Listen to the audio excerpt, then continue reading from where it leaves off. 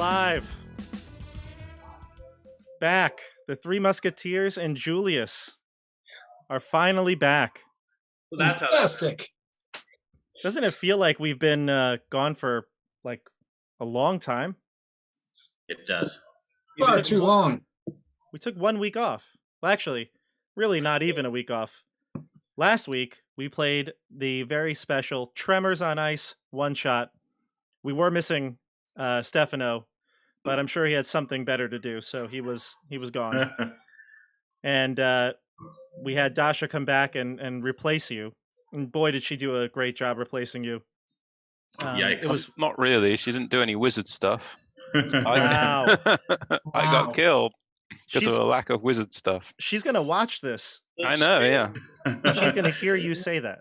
Where's the wizard things? She did cast Blight, which was pretty good. She did totally destroy one of them, Yeah. Yeah, 8d8. to be fair to her. Yeah. Well, you know what? Let's let people watch it for themselves. So if you would like to see our Tremors on Ice one shot, which was really just super exciting, I'll post a link to it down in the description so you can check that out.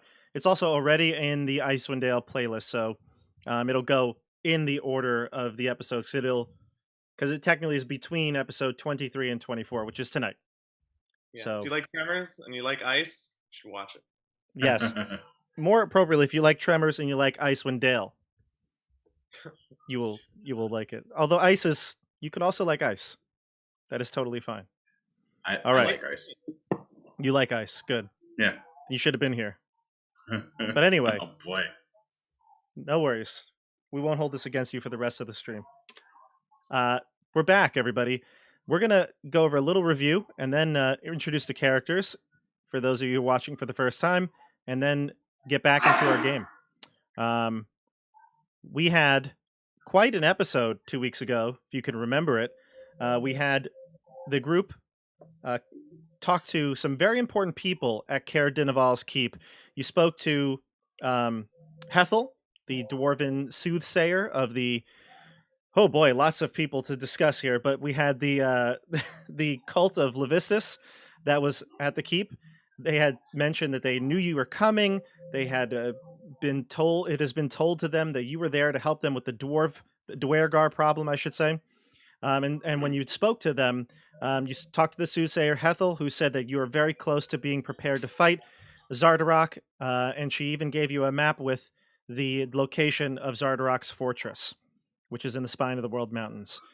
After speaking to Hethel, or I should say while speaking to Hethel, Julius snuck away and spoke to Avarice, the wizard of the Arcane Brotherhood. Avarice, we found out, has a lot of connections to the group. Not only was she a someone who knows Nas Lantimir, someone who perhaps Julius might one day mention to the group that he's looking for, and also Avarice has a connection with Edmund, right, CJ? Is that correct? That is correct. What was their nature of their relationship?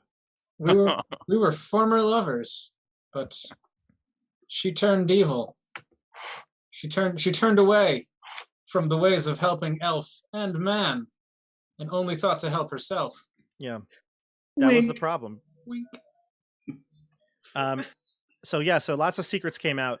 We found out Julius's secret. Well, I guess we didn't really find out Julius's secret entirely, but we know he's looking for Nas Lantimir, although the group does not know that. The players and the audience found that out. CJ's secret was the Old Flame, which was, you chose Avarice to be your Old Flame. And Joey, you also gave us Rogal's secret. What was that again? It wasn't too embarrassing, was it? Actually, it was pretty humiliating. Rogal is kind of depressed. Not gonna lie. He feels bad that all of his newfound compatriots now know him to be a cannibal. Well, is it technically cannibalism? Like, he's a dragon. Yeah. I mean, It's humanoids. like, Well, yeah. Is that the definition? Like, So there weren't if an any... ant eats like another member of like an ant colony. So what you're basically telling us is that you lied when you showed up and said, I was hungry when we first met you. And he said, I'm so hungry. Can we Not please my go bad. get food? You could Rogal call it wasn't actually survival. hungry. Listen, I had to He wanted to get the taste of human out of his mouth and wanted to go to the inn. Yeah, well, you know what? That's a decision he had to make. It was survival out in the tundra, and he had to do it. So he got back to What- town, and this is where it's put him with you guys. What was the name? What was the name of that secret? Joey, you wanna? The name? Yeah, do you Oh, remember the name of the secret? Pirate Cannibal. Yes, literally. Epic name. Like when I rolled into that, I was like, oh my god, I'm a pirate cannibal. Oh my god. Yep. It's all Now- protein. Now the let's go real quick, short introductions, and then we're gonna jump into the game. Let's start with Joey. Go ahead. Yeah, I'm playing Rogal, Dragonborn Paladin. Cannibal. Now recently ousted cannibal. Also recently level 5. Ooh, Yeah, so we're at level 5 now. whole 5th level. That's what character development gets you, leveling up. And yeah, that's about his jazz. Yep, you are a paladin, and also a newer-ish follower of Lathander, correct? Follower of Shander. Not newish. I would say like 10 it's been, episodes like, worth. a few months.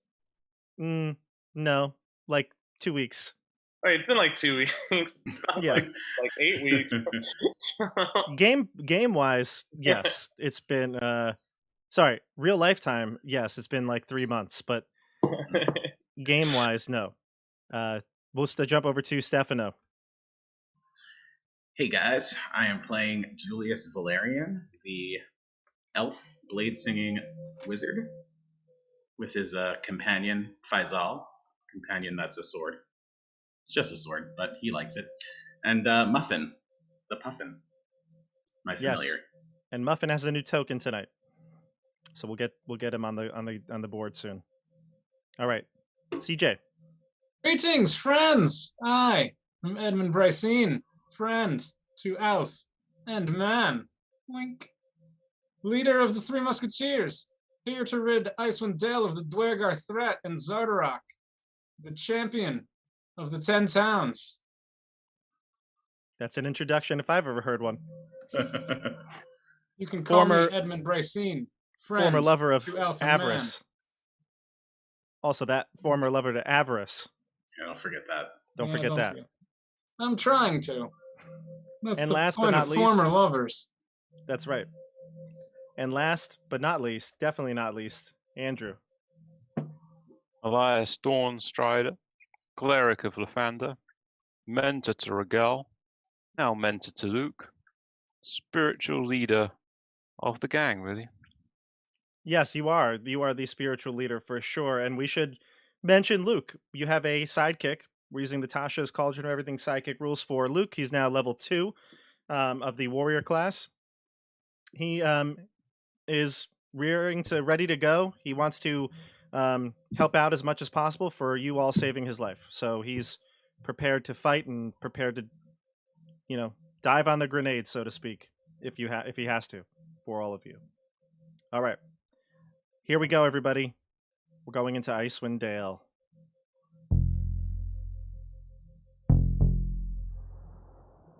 All right. So, last time we were leaving Caer Dineval's keep, headed down to the inn, what is it called? Halfway Inn. Uphill climb. Uphill climb, that's it. Thank you. You had in tow a few people with you. You had the speaker, whose name is Krannic Seaver. You had a few children, and I guess they allowed you to take any of the other workers at the keep that were being held hostage by the cult of Levistus, the Black Swords. So, yeah, you were able to take a handful of people with you, get out of the keep, and manage not to have to kill everyone in the keep to get out. So that was pretty good. All right, so you're headed to the uphill climb, which is where you will spend the rest of the night, because this was about midnight at the time of your exploration of the keep. So it's late, and you get to the keep. Before saying goodnight, Krannic wants to have a few words with you. So we'll do this in character here. So Krannic looks, he's a bit older, maybe in his 50s. He might be a little bit older than Daneth Whalen, although Daneth, we know, had a lot of bags under his eyes. He looks a little stressed out. Same with Krannic. He's very concerned about the recent events with the Black Swords and the Duergar. Now knowing that the Duergar are an immense threat, he tells you that he's going to write and send a messenger to all of the 10 towns so that he can inform them of what went on here. Is there anything you would like to include in this message?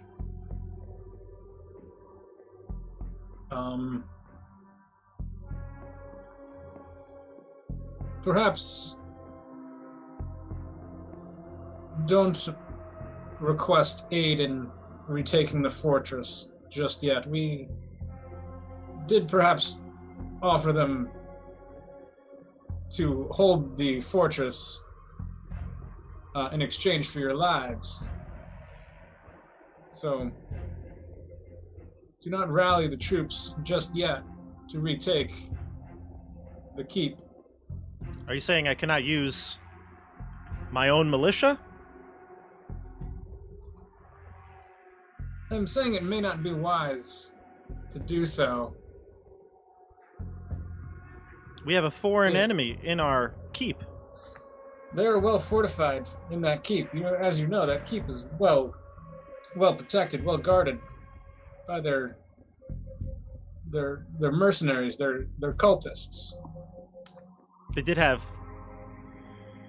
odd powers. I don't know if I've ever seen the like before. Their hands could drain the life from you. Yes, they are quite a formidable foe. It would perhaps require a greater force than just the commoners around here to retake the fortress. Plus, they have the wizard. Yeah, They do have that wizard. I would not recommend crossing her. Well, if you could just give us a few days, I'm certain when we come back, we'll be able to get your home back. because you saved us, I will not retaliate yet. But in a few days, if you return and they do not leave, we'll be forced to gather strength from other 10 towners to take it back. It is wise. Do also make sure you indicate that the Duergar are a threat and they may have infiltrated the cities. I know it is difficult. They are quite sneaky with their invisibility, but it may be wise to inform the others that they may have found footholds within each of the other towns. No doubt. And I believe Daneth and Trovis had mentioned that something like this was happening. Hidden thieves stealing things from their towns. He mentioned that at the last speaker meeting. I will definitely be sure to include that it is the Duergar. Yes, And I believe Nerth from Targos will have an idea of how to deal with them. Well, I would be a little careful of Nerf if I were you. Why you say yes, that? also. I believe he may have links to a Black Brotherhood. Different Black Brotherhood to these cultists in the keep. Perhaps the Zuntarum. It is unproven. But just be cautious. He has overly fondness for human sacrifice as well. Yes, he brought that up at the last speaker meeting. I don't really agree with it. But he does have quite influence in the speaker meetings. And I'll be sure to mention to Duvesa Shane, who's the speaker of Bryn Shander, about the Duergar. Perhaps in a bigger town, the dwarves have been able to hide in plain sight. I would certainly be wary of Nerth in the future. This is troubling. Lots of troubling items here to address. Well, it's best to get some rest. I'm sure you'll be on your way in a few hours. I'd like to peek at the note and make sure that my name's on there as one of the people that saved him. Oh, he didn't write the note yet. Oh, okay. He's just like, like in the morning, he's going to collect himself and write a note and send it out to all the 10 towns. If you'd like, we can bring the note to Bryn Shander. I believe it is on our way to where we are headed. He could do that. Yeah, he'll give you the notes. Where are you headed? Also, be sure to write, it was the Three Musketeers, led by Edmund Brycine. And the true hero, Julius Valerian. He's taking out parchment right now to write it all down. Yes, make sure. E-D-Ed, E-D-M-U-N-D. E-D-N-M-U-N-E-D-N-U-M-D? E-D-M-U-N-D. B-R-Y-C-E-N-E. I walk away from this conversation. And Julius is J-U, not like Jewel, J-E-W-E. It's J-U-L. You see him write Edward and Julio. It's Three Musketeers, like the candy bar. What is that? What's a candy bar? It's a little treat that they hand out to children. Julius considers a name change, thinking Julio is pretty cool. Julio Valerian. That actually does sound really good. Julio Valerian sounds like way more badass than Julius Valerian. But you can't change it now. It's too late. Yeah. All right, so he'll write a note and he'll give you a copy. But are you headed to Bryn Shander or Bremen? Well, I want to advise him. You may be well advised to perform a votive sacrifice to the Fander for your deliverance. You want to light a candle.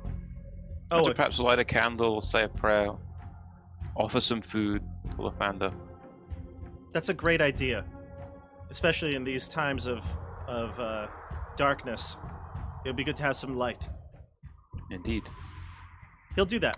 He'll light a candle and put it in the window as you head off to bed. So he'll give you a note, and you can decide where you want to bring it. If you're going to go to Bryn Shander, that's fine. I know before we left last time you said you wanted to go to Bremen, but either is fine. Do you want 2 notes or do you want 1 note? We'll take 2, I guess. So my only concern, and I'm going to switch it over to look at the map for a moment. I'm going to switch over to the Roll20 layout. We're going to have to stop in both towns. We're going to have to go through Bryn Shander to get to Bremen. Yeah. So since we're going that way, that's why I said we'll take the one to Bryn Shander. We'll just go there, find a guard, be like, hey, bring this to the speaker, and then just carry on. All right, so if you hopefully they give it to him. Maybe they don't. I don't know. All right, look at the map for a moment. I'm zooming in as much as I can on stream. I'm looking, and it's not so clear. So I'm going to try to describe as best as possible. But you're in Caer Dineval, which is here located on Lac Dinishir. The quickest, if you're looking for quick routes, it would be going through off the 10 roads, going through this kind of little tundra area through the Dwarven Valley, and kind of cutting straight ahead to Bremen. Otherwise, if you wanted to take the 10 roads, you would go south and take the east way, which would bring you to Bryn Shander, and then to Targos, and then to Bremen. So it's your call as... Yeah, go ahead. Through the tundra to Bryn Shander, and then take the road to Bremen. But I don't know if anyone else can suggest that we take the road the whole way. I would advocate for the road. Yeah, as we said, the road, as long as you go at like a normal pace, then you won't need to take as many of exhaustion checks. It's it's not like you're going through dense snow. It's an already established road, so it wouldn't be as difficult of a ride. So that's up to you. We'll say that it's don't remember exactly what we did the last time when we were headed out, but when you went to the Lost Spire, that was all the way out on the, like near the spine of the world on the east of East Haven. So that was, you took every hour. You took cold checks. We'll just say we'll take half the amount of cold checks going through the road. Do we have to go back to the keep to get our dogs? That's where we left them. No, you'll take your dogs with you. That's not a problem. Okay. We'll go knock on the door and be like, can we get our dogs Have back? our dogs back, please, sir. That's not a big deal. You could take your dogs back. We're staying at the inn for the night, right? You're staying at the inn for the night, and then you're leaving in the morning, correct? Okay. I'm gonna roll some hit dice. So Do we get the hit points from when we leveled up? Yeah, so when you level up, you'll get the new hit points, the whatever it is for your class. You'll get that new hit points, and then healing would happen like normal. So that would just be like in addition to what you get. And you now have more hit dice too. Right, so manage your hit points now, and then we'll get to the road. So this is a long rest, right? Yeah. Got it. A little picture of a penguin, of like an emperor penguin for Muffin. That's a puffin. That's a puffin, Joey. So Muffin? Yeah. That's a That's puffin. what that looks like. That's what a puffin looks like. That is a puffin. I thought it's so cute. Like, That's why he chose a puffin. Yeah. I thought you knew it was like incredibly cute. I didn't know what they looked like. I knew they were like small birds or something. I was like, Google oh, a puffin, Joey. Google it right now. They're very cute. so cute. So before everybody goes to sleep, I say a prayer of healing, which gives everyone 8 hit points they don't need to get hit dice for. Oh, great. I'm gonna take one back then. And actually, because it's a long rest, I say another prayer of healing. I do a especially long prayer, which gives you another 12 hit dice. Technical.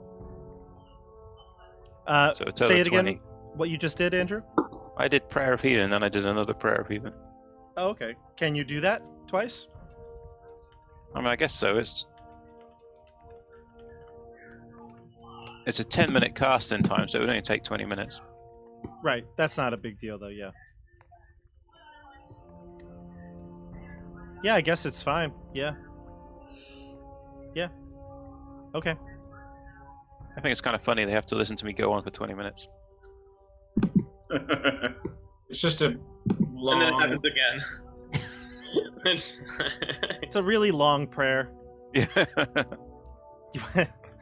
You went through all the beads, the rosary beads, twice. There's the whole gospel part. Then there's Yeah. the hymns. And the hers. Yep.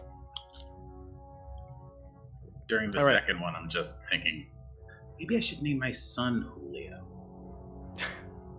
All right. Everybody healed? Ready to move on? Yeah. Okay. So the travel from Bryn Shander to Caer Dineval is roughly going to take you about 6 hours. So that would be 3 cold checks. So 3 Constitution saving throws from the group. You can do them right now in the chat. We'll just do that as we preliminary before we go. 3, right? You do have advantage because you're wearing cold weather clothing. So if you fail, you can re-roll it. I see Edmund rolling. Perfect. So Edmund, you're fine. You rolled nothing below 14. Rogal, you rolled a 5. So oh no, wait, that's Elias. That's Elias. Rogal rolled nothing below a 20. Jesus. I'm good. Welcome to level 5. But Elias, you rolled a 5 for one of yours. So you have a level of exhaustion after the trip.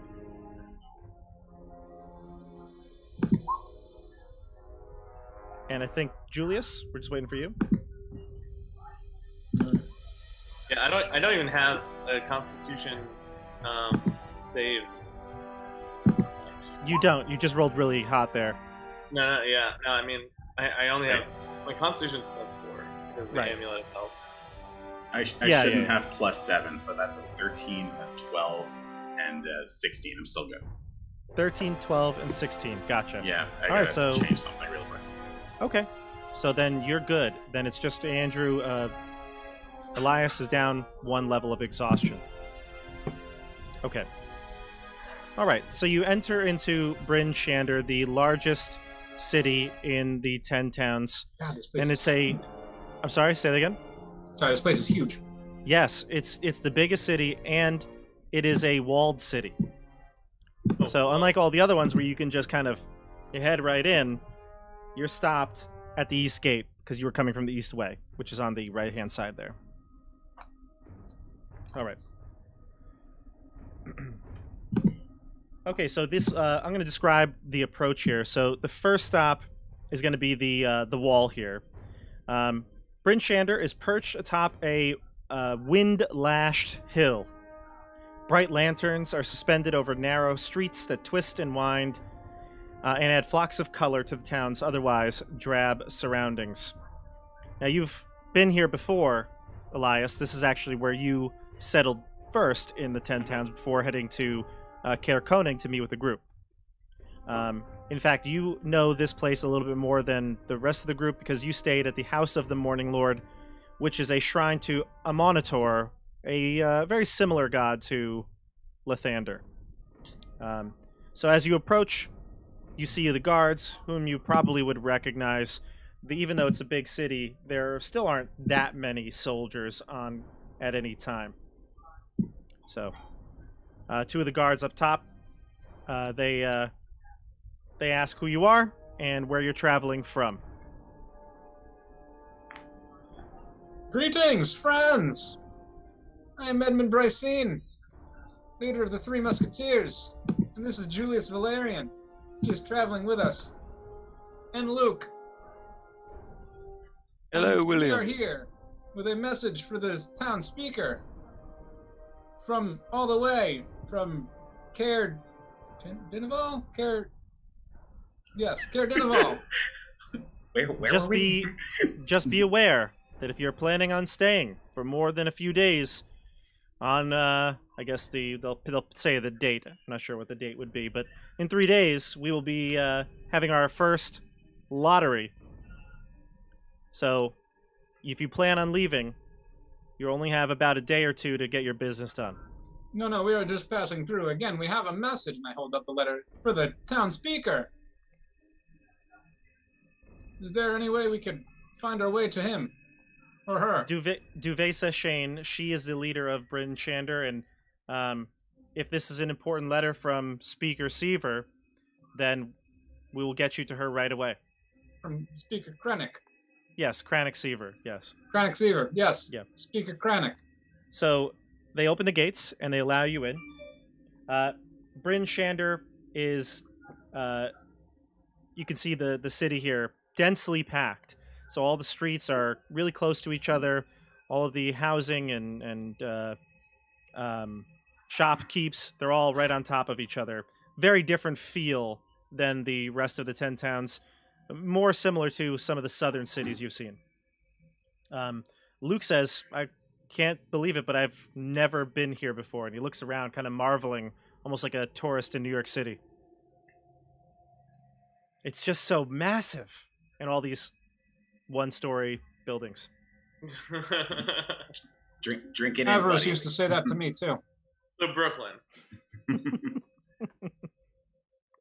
I caught that, CJ. I chose to ignore it.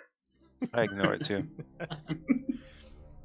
So the guards will. One of the guards will kind of escort you, and says that you're lucky that you're not staying for more than a few days. A little worried about what's going to happen on Friday with the lottery. What happens? Are you in the lottery, William? Is your name there, or maybe your wife? Technically, yes. My family is part of the lottery. I'm not, fortunately, but I know that there's only about 1,200 people living in Bryn Shander, but the idea of having a 1 in 1,000 chance is kind of scary. Yes, Luke's brother lost the lottery. Yeah. And Luke puts his cowl up even further so that it's covering most of his face now. And you And he said this says- is your. he says in a very high-pitched voice, he's like, "Yeah, my brother, my brother. Yep, he rest in peace." You said this is your first lottery in Bryn Shander? Yes. Bryn Shander decided, along with East Haven, to change over to the human sacrifices after Naerth spoke at the last town meeting. How many of the 10 towns are now choosing this method? The guard doesn't necessarily know. All he knows is that he's doing it, Targos is doing it, and East Haven, the three biggest cities, which means that perhaps all the others will follow suit. You had heard that a couple of the other towns were doing it too, but the ones that definitely aren't would be Krannic, and where else have you been? Yeah, Dinnerville. Dinaval, and where's another one you went to? You went to Tourmaline? Tourmaline. Yeah, Tourmaline. Yeah, Well, those places did not. Let's deliver this message and be on our way. So you head to the town hall, which is right here. I'll make it visible on the map. All right. And Duvesa Shane, you wait for maybe like 20 minutes while you're at the town hall, but eventually Duvesa Shane and some of her militia escort her into the room. This little meeting room here. I'm going to put a picture up of her so you can see it. Here's Duvesa Shane.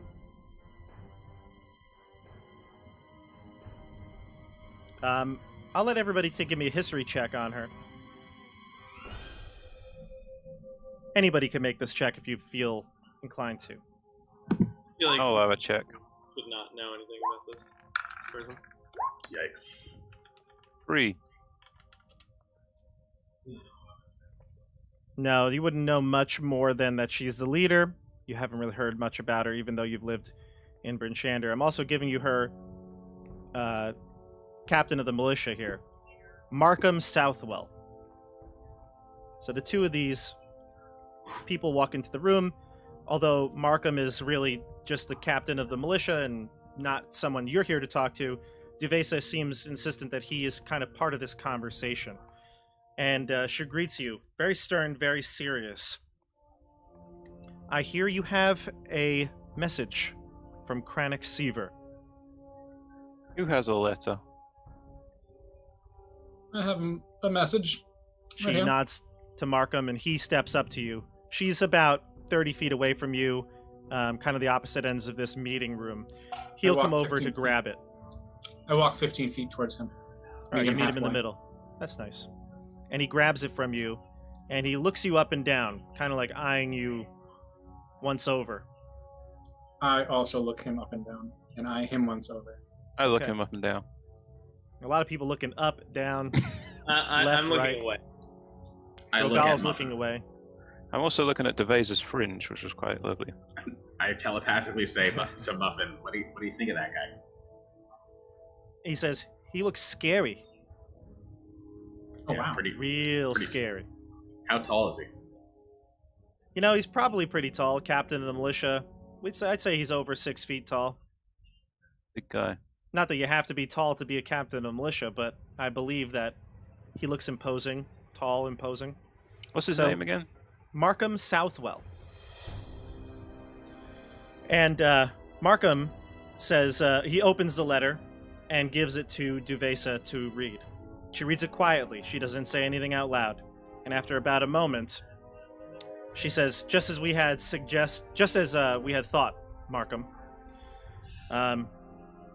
We also had been getting some strange occurrences in Bryn Shander, items going missing.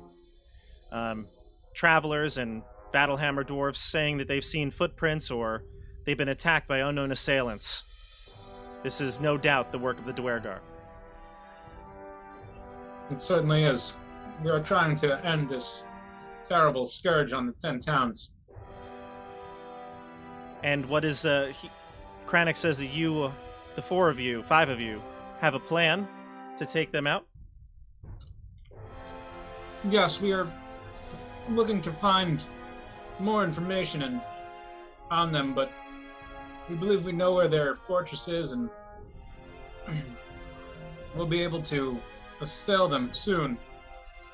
But we are currently on a bit of a different mission to seek additional strength in being able to take them out. Well, you have the power of Bryn Shander's militia, if you so need it. Fantastic you. news. Awesome. We got this guy too. I point at Markham. Markham laughs, and he says, "Of course you'll have me. You wouldn't be fighting a war without the strength of Bryn Shander.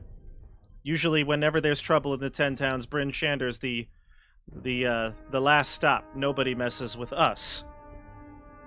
Well, if the rest of the militia looks anything like you, it's pretty good. He says, "Well, thank you. We train hard." So I'm curious, Devassa, why did you decide to make the move towards human sacrifice? Was that Nerf's doing? Nerf's influence?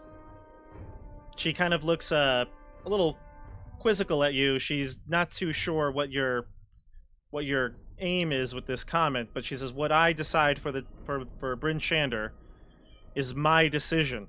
Nerth did not have any sway over me. Well, I would We made this advise decision because we thought it was best for the town." I'd advise you not to be too influenced by Nerf.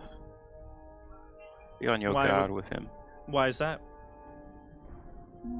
We have done many investigations in our travels.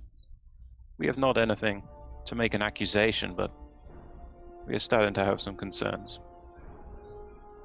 We think he may only have his best interests at heart and not the 10 towns. That's a pretty heavy accusation.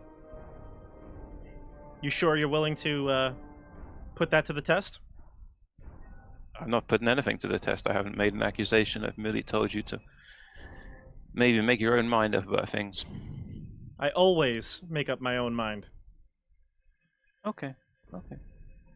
Now, if there is a true threat, the Dwergar are amassing some sort of force to take over the 10 towns, then we will need Nerth's help.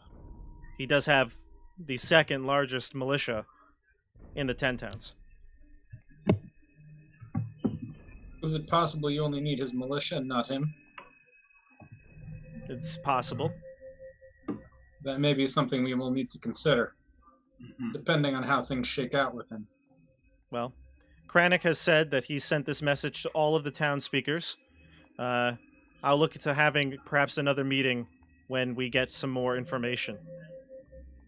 That is fantastic. We are on our way to the Sea of Moving Ice currently, but on our way back, we will hopefully be able to stop it either here or one of the other larger towns and gain more information if you have met. What is at the Sea of Moving Ice? Markham says. Boats. Oh, you're talking about that old rum ship. The Dark Duchess, the one that got trapped in the ice. Like my ears like that. Yes, I believe that is the one. What do you know of the Dark Duchess? Oh, all the 10 towners, well, I shouldn't say all the 10 towners, all the Bryn Shanderites are talking about it because it was supposed to be bringing in a large portion of our rum from the south, and it never arrived. Some explorers went out there to see what was left of it and saw it there floating out, stuck. They said that nothing. Some of them went and approached it, but it was too difficult with the ice flows. It was hard to navigate. So perhaps if we are fortunate enough to make our way out there and find ourselves some rum, we will bring it back and celebrate. If you do, there will definitely be need for a celebration. We haven't had any in months. And with Friday approaching, and then he kind of like gets quiet, and Duvesa gives him a quick, stern look. She says, "It would be much appreciated if you could bring back the rum." Well, water and ice will be no handicap to a true follower of Lathander. What did you say? I said water and ice will not deter a true follower of Lathander from getting on Ah. that ship. Okay. Well, then we look forward to seeing your arrival. Would I know if there is like actually like rum on the ship and if Yeah, it's still that's there? that's actually what was there, Joey. Yeah. All right. Yeah, that's what was. You just hopped on the boat to get back here, Mhm. or sorry, to get to Icewind Dale, but that is what the boat was actually carrying. Okay. That you do know. And yeah, like when I left the ship, that like it was still on there, correct? Some of the sailors, when you left, took like some bottles with them because they were like, "We're screwed." cold. So yeah, I'm gonna take some rum with me. But you left. I mean, you left crates upon crates of it there to just sit on the ice. Some of the sailors took rum. Some of the sailors were eaten. You know. I guess by proxy, then, Joey, you consumed a lot of the rum. It's all a bit rum. That's pretty messed up. Not Red rum. digested rum. So Duvesa says that we need to hold on to this letter, and she hands it to Markham to kind of store it away in a safe place.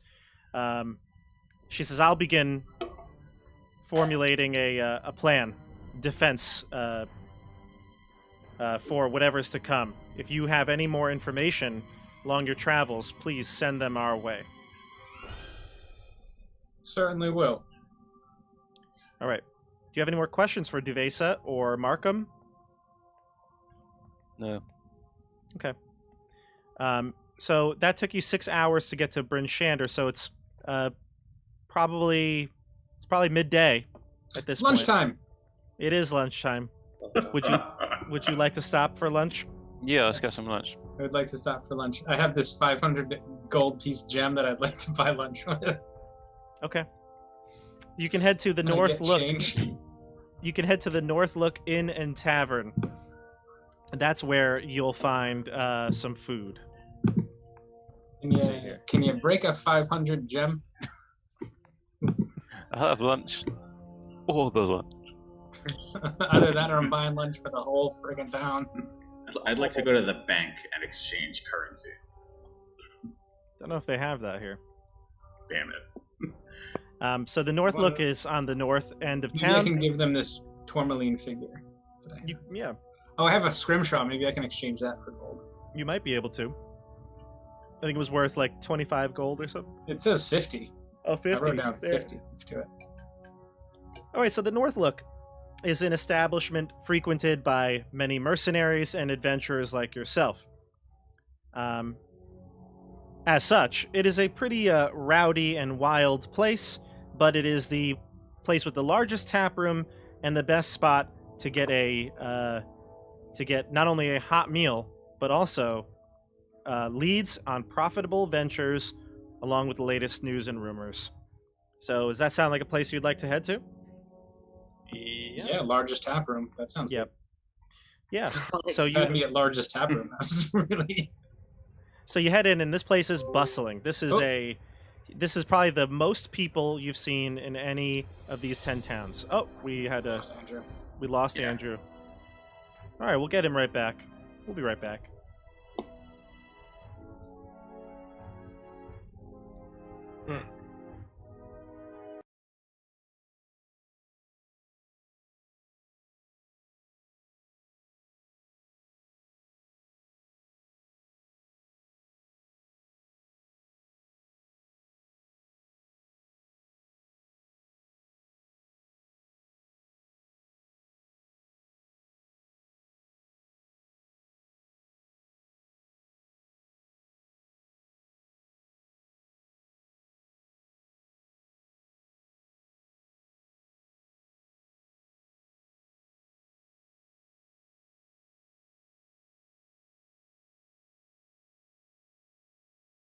Ah, Well, All right, we're back, everybody. All right, so okay, so you head into the North Look Inn and Tavern. The inn's proprietor is a retired sellsword named Scramsax, and he greets you as you head in. He kind of looks like a pirate. Watch He out. knows well the life of the adventurer, and he tells you that on his way in, that he's a former adventurer, and he could tell right away that you're adventurers. Can Oh my I God, he eats interest pirates. you in some food or a drink? Ah, fantastic! Food and drink is exactly why we've come here. To the North Look. What do you got? I hope it's Just knucklehead about, trout. just about the best knucklehead trout Oh, in the Oh. 10 towns. head trout. That's what we've Fantastic. just been looking forward to. It's like every meal is knucklehead trout. Every meal. So this inn has by far the most people in it that you've ever seen collected together in the 10 towns.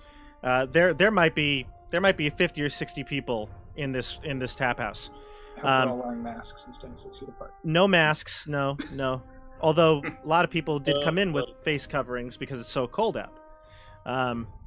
But the one thing that immediately catches your eye, and I don't know who would be more attracted to this, but you can all decide. Actually, Luke might be because he's never seen something like this.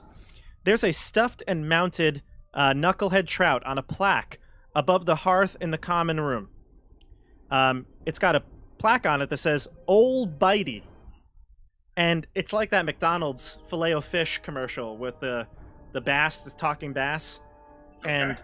you see about 5 or 6 very large adventure type people like trying to grab at it, and then the thing snaps at them, and somebody's like, "Oh, son of a," and they like pull their hand away, and everybody else laughs, and they're drinking and having a great time. Hey, Scramsax, what can you tell us about old Bitey? Oh, old Bitey, you just got to go check her out yourself. Hmm. Don't want to spoil any of the surprise. I walk over to it.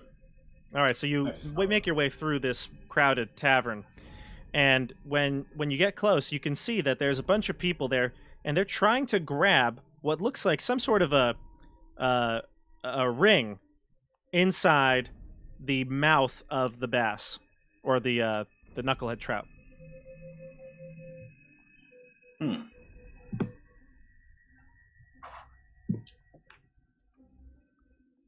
I'd like to get a crack at this. Yeah, so all the very large, burly, adventuring types, they look at you when you approach, and you're kind of like a, smaller, frail type of build, and they Slender elf. a slender elf, or you're Eladrin, right? Yeah. Yeah. So they look at you and they kind of scoff and say, "Wait your turn." By all means. And then the biggest, toughest looking one, burly beard, and he looks like a big lumberjack. He has his sleeves rolled up. He's got his hands all bitten up. They're all like bloodied and bandaged. And he's like, "I'm gonna get that ring tonight." And he goes and he tries to go real fast, but almost like immediately the trout like comes alive basically and snaps at him and bites his knuckle. And he cries out in pain, "Ow! Ow!" And all the people make fun of him again for trying to get this ring. Oh, they all look like they've been doing it, though. Fine. Take your turn. Say goodbye to those pretty little fingers. Did they bite his fingers off? His fingers are still attached, but they're pretty beaten up. Do you want to say anything, or do you want to try it? Julius, what are you doing? Leave the fish alone. You're I not know good that. enough to. You're not good enough to get the ring. Perhaps Oh. not, but I would like to see him I'm gonna- try. He'll never do it. I'm gonna check it out.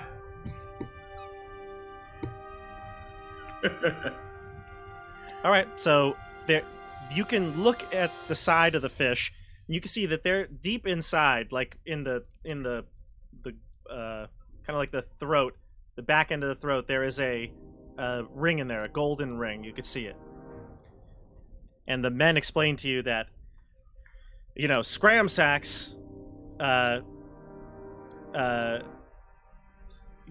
promises a round on the house if anyone can take this ring out. Although you have to be drinking to try and attempt it, so you might need to go get yourself a pint. Sounds good. Oh, there are rules to this game then. Fantastic. Can I do like an investigation check on this fish to see if I understand how the mechanism works or something? Actually, give me an Arcana check. I Okay. go and order drinks for all of us to try this. Sure. I got a 26. You believe Okay. that somebody You got cast +7 a on everything? spell on this knucklehead trout trophy here. It's not a mechanical trap. So it's a spell. It's a spell that animates this fish when someone goes near it. Okay. If I cast Dispel Magic on this thing, would everyone see me doing that? They would, yeah. And you also believe that would stop it. Do I believe that casting magic in here would make everyone freak out? Give me an insight check. I feel that destroying Scramshack's magic trout wouldn't go down well. 18. It's more that you don't want Scram Shacks to know that you forced him to buy rounds for everyone in this place. And destroy his magic trout. Right. It seems to be an attraction. People come to the North Look Tavern to find this. I think you'd just go to Disney World and punch Mickey Mouse. Okay. Or So dispel basi- him. Yeah, right. Turn him into a man with a suit on. So, So, based on my Arcana check, do I feel like this is impossible? you would have to be so quick. I start handing everyone drinks so that they can drink while they do this. And I'm just like, and then I look at Valerian and I'm just like, go on, do it, go, try. I'm next. All right, I got Some one people more start. question. Some people start betting, and they say that they think that the Dragon Man will do better because his hands are heavily armored.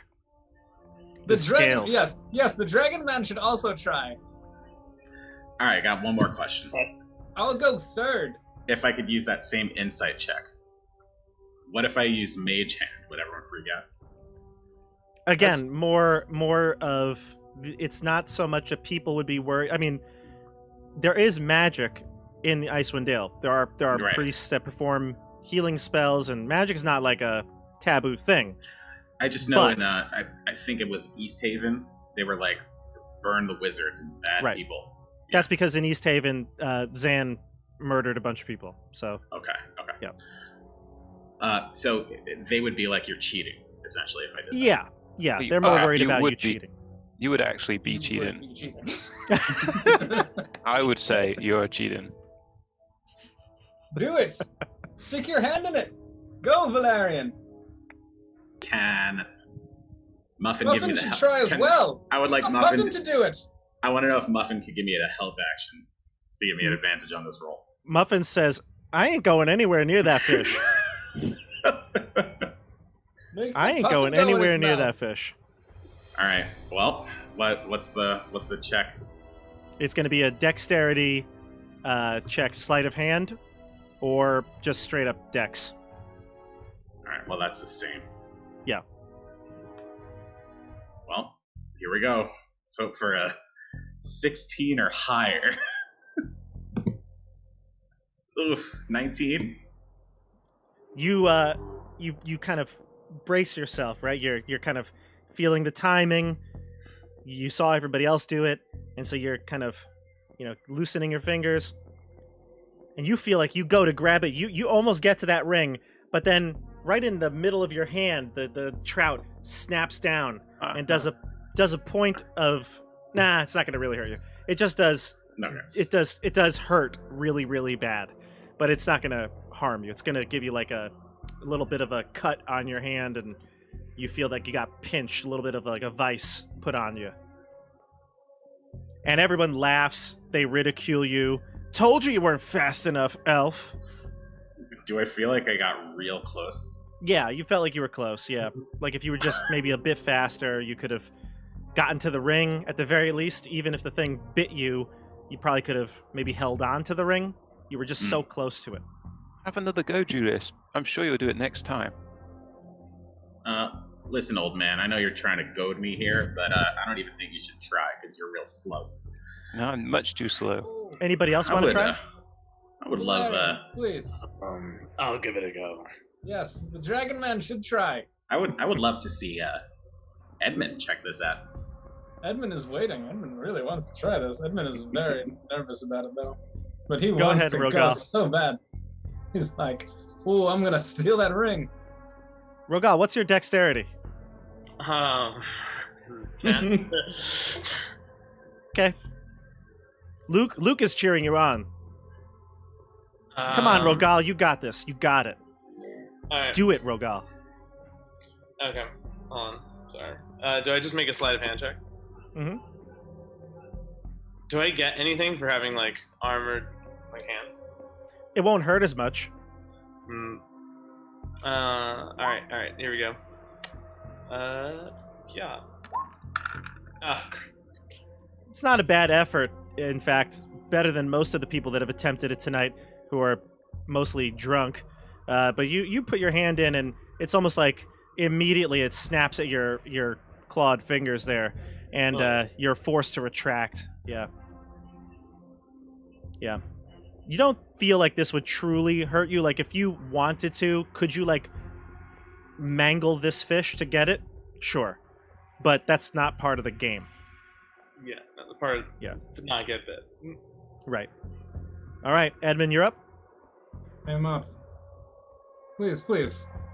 Allow me to show you how the Three Musketeers do this.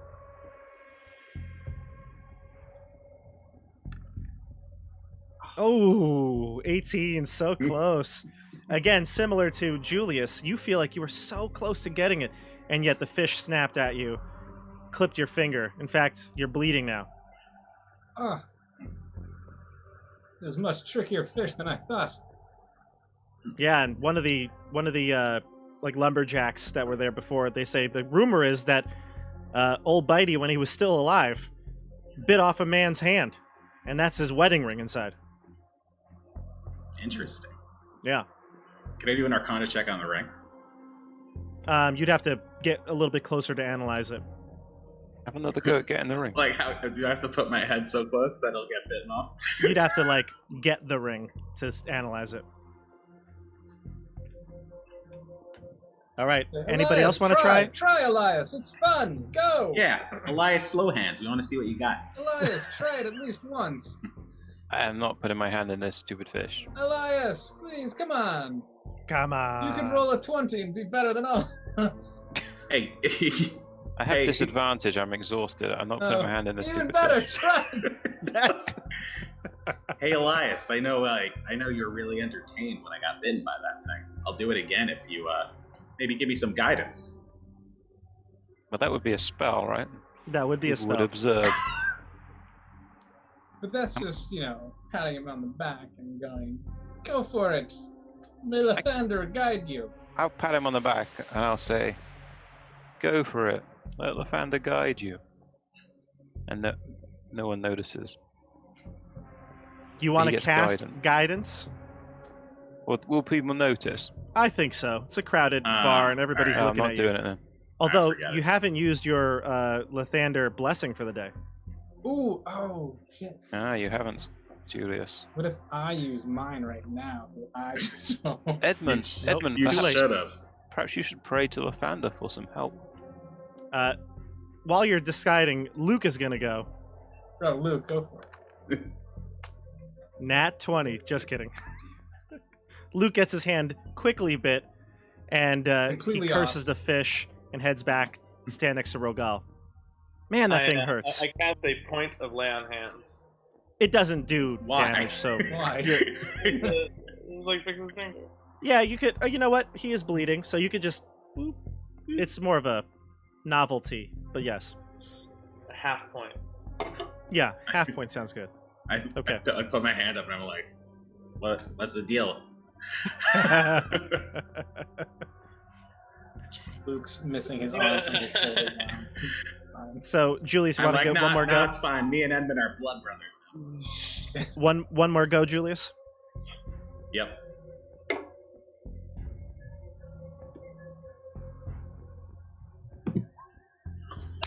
Wow. There you go. Damn. 23. All right, Julius. The music gets tense. The fiddle players are giving a rising crescendo here, and you snatch the ring out of the gullet of this knucklehead trout before it can snap down, chomp on your hand. And you pull it out, and the ring is like, it almost feels like it's super light. It's not even like a real gold, definitely a fake ring of some sort. Maybe wood carved and painted like goldish. Okay. But you can tell right away this is a very mundane item. But everyone in the bar cheers, free drinks! And Scram Sacks, who was very happy when you walked in, is just staring at you, arms crossed, from across the room. I'm going to shout out, free drinks for everyone, Scram Shacks. So, Bring the drinks! I'll take After- a double. I look after at a the few, I after look a at few the hours, big guy. yeah, or you the could big guy that was. I'm like, yeah, that guy looks embarrassed and he sits down, but he does take his free drink, so he's happy about that. He's a little mixed emotions here. After a few hours go by of drinking, And, And, I merrymaking. begin shouting, remember, the Three Musketeers! I actually pull the ring in the air, and I'm like, you may have all heard of the Three Musketeers, but remember that on this day, Julius Valerian pulled the ring out of old Bitey. Oh, I wish I said Julio. That would have been so much fun. Julio. I was so about to take credit for it, too. So after a few hours go by, everyone's happy and well fed, well drunk. You can be on your way. Where to next, everybody? Are you sticking around, or are you headed to the Dark Duchess or Bremen, or where are you I'm going headed? to Bremen. Bremen, drop off another note. Mhm. Gotcha. Head off to the Dark Okay. Duchess. All right, to Bremen then. All right, so give me one more check for cold. It's a hop, skip, and a jump to Bremen. It's only going to take you a couple hours, 2 hours really. Yeah. Okay, so I see Yeah, I'm Julius good. is good with a... Oh, no, you're not good. Wait, I'm good. what'd you roll there, Julius? An 8 or a 14? I got both. That's the advantage. Oh, that's how it rolls with the D&D Beyond thing? That's how it rolls with whatever the heck this is. Okay, so you rolled an 8 and a 14. So you got, Yes. you're going to take the 14. Got it. Mhm. Edmund a 12, Elias a 10, and Rogal a con check? Con save? Why don't we make this with advantage? How Fine. many? One. Yeah, one. Only one from here. You're good. Hey.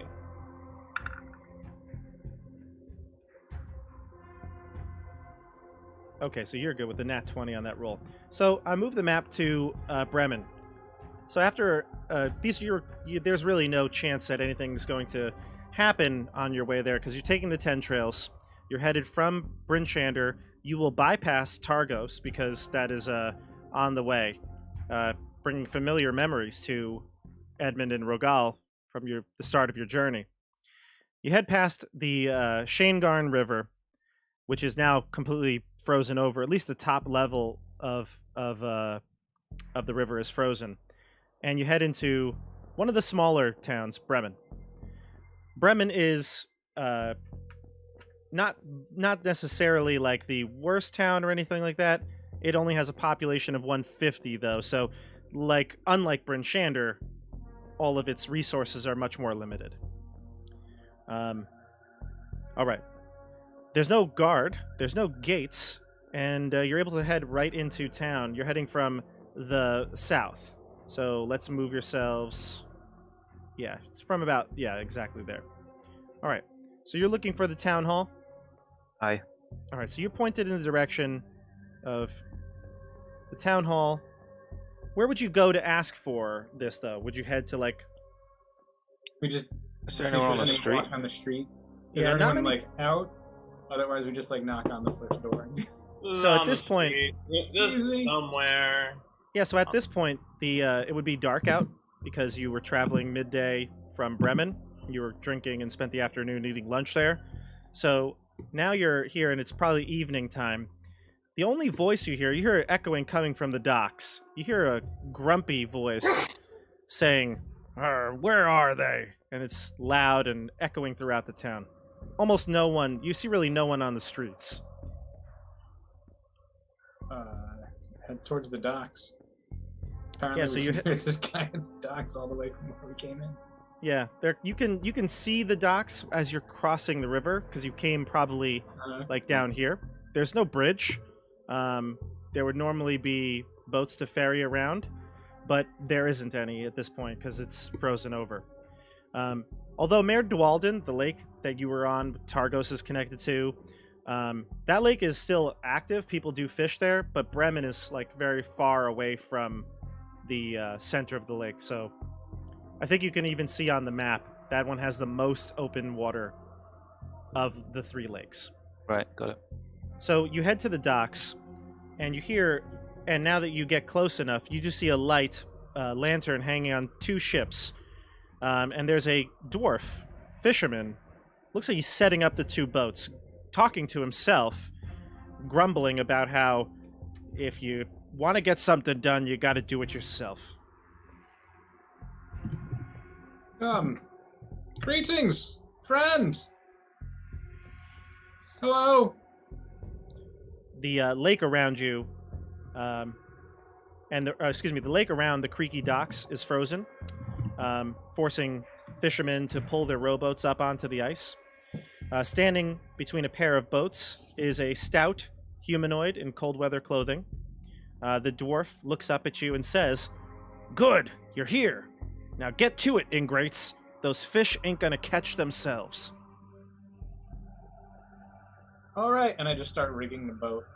We're looking for the town hall, dwarf. I've got So experience Edmund- in boat yeah, so- rigging. Yeah, so Edmund runs up and he starts rigging the boat up, which also brings back some memories because that was your job when you were working in Targos. Yeah, I go into like autopilot mode and start doing it when he says that to me, and I'm like, oh, what? It was your job Doing with your with your two dead best friends. That's right. Wow, you had to bring it back there. Just Oh, think sorry. back to them as I do it. And Andrew, you say, "Where's the town hall?" And he says, "Town hall? Who cares about that? There's a fortune to be made. Let's go." What? And I'm like, What? fortune! Yes, fortune! Come, friends! Oh, wait a minute. Can someone like detect magic on this guy? He sounds weird. I, That's like a ghost. I go, Not come gonna- on, Everard! Let's go! This is weird. I think What's this is weird about it? Hmm? What's weird about making a living? It's weird. I feel like I've had a dream about this situation. Well, listen, I told you, it's a fair price. 5 copper per fish we catch. The lake is frozen over, dwarf. Ain't Yes, no but fishing if on the we- lake. Yes, but if we drag it out, and he points out to the edge. You can't even see it because it's dark out. But a couple hundred feet that way, we can get onto the ice. We just got to avoid the ice flows, and we're good. The middle of the lake is perfect for fishing. Ladrian, let's go! Oh, Come on now. Edmund, who are you talking to? We're gonna make a living as boatmen. Rogal looks confused. We're gonna All right, you're a- catch some you're a- fish and make our living here. You I would there. inspect the dwarf more Adrian. closely. Yeah, Everard, he's- let's go! Who the can look at heck the is dwarf. Fladrian? And Edmund kind of like snaps out of it for a minute and it's like, "Ah." The dwarf is Paul looks very sad as he sees Edmund's like revelation. I pick up my hand and I say, "Blood brothers." Blood brothers. Andrew. When you inspect the dwarf more closely, I mean, nothing really stands out to you. He's looks like a fisherman. He's wearing fisher's clothes. He's got all the gear and tackle. But you do notice that one of his boats has a big chunk missing out of the off the side. It's not going to cause it to sink or anything like that, but it's missing a big chunk. Looks like something broke off of it. I'm gonna back away as far away, so I'm the furthest from him. Okay. I'm gonna say, "Come, friends, let us leave this dwarf here." Oh, we made a deal last night. Don't you remember? No, we just met you 3 seconds ago. He lifts up a lantern and he looks at all of you. Even though he has dark vision, he looks at you with the lantern. And he says, "Hold on. We didn't talk at the let's see, which inn did you meet him at? Or would he have met you at? At the Grumpy Moose? We didn't meet?" Like, grumpy moose. I cast LASIK eye surgery on him. Well, he says, "Oh yeah, look at that one. You look like a lizard." Yeah. I guess we didn't meet. But nonetheless, there's a fortune out there. Those sissies didn't want to make the money. You could make the money. What happened to that boat? Nothing. Nothing at all. Just bumped into some ice and been meaning to get to some repairs, but it's fine. Seaworthy. Now, let's go. Maybe all Bitey got him. Absolute Bitey got him. No. Nothing bit this. Let's go. Out. We got to make some money. Can I make a check? Can I make a check on the chunk that is missing to see if it looks like it's done by teeth or Give me a nature check.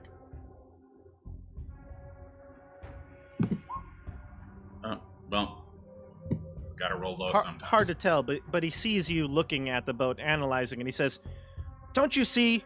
Bloody ice everywhere. Last crew were apparently born with pits for eyes, because they sailed right into the damned ice floe. I ain't gotten around to repairing the gun wall yet, but she floats just fine." I look back at Elias and I say, "You know what? You know what, old man? I think we agree on this one." And I start walking away. I'd like to go now, please. Luke, come on! Adventure awaits on the high seas. Luke looks to Rogal Like- to what to do. What's that? Luke looks to Rogal. Should we help this man with his fish, or? Yes, Luke, come along. I take Luke and I get him away. Just then, you hear footsteps on the creaky dock behind you. Another figure, covered head to toe in cold weather clothing, has joined you. The figure wags a gloved finger at the frosty, bearded dwarf. "You have no honor, barrel bore," the newcomer yells, pulling down the woolen muffler to reveal a pale, half-elven face. "You're sending these innocent people to their deaths. And what for? A few fish?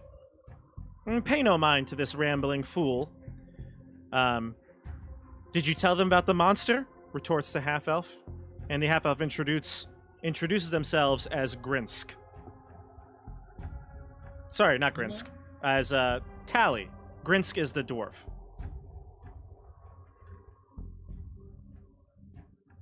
Greetings, Tally. I see you are both elf and man. Wink. For I am your friend, Edmund Brycene. What is this you say of a monster? Yes, Or it's you very claim- well known. There's a monster in the lake. Can you tell us where the town hall is, please, people? Of course, Tally points to a large building that you can see. Well, it's dark out, but down this road you can see there's a row of buildings behind the docks, and Tally says that way. Now, How often does this monster terrorize the town? Well, it seems that